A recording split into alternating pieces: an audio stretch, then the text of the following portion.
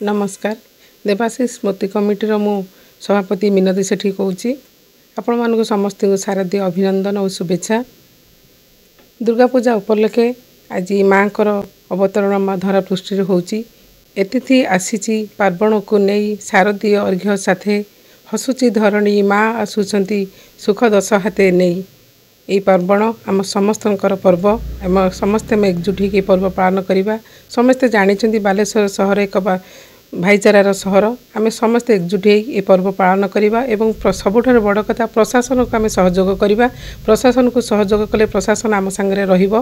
तो मु ठाकुर पाखे निवेदन करी प्रार्थना करी आपणकर जीवन हस खुशी आनंद उल्लास शांति मैत्रीर दिन आनीदेऊ और आपण मानकर जीवन सुखमय हो। ये पर्व आम समस्ते मिसिक पालन करवा एतिकी कहबी आम समस्ते एकजुट हो आगू को जीवा। धन्यवाद। शारदीय अभिनंदन और शुभेच्छा।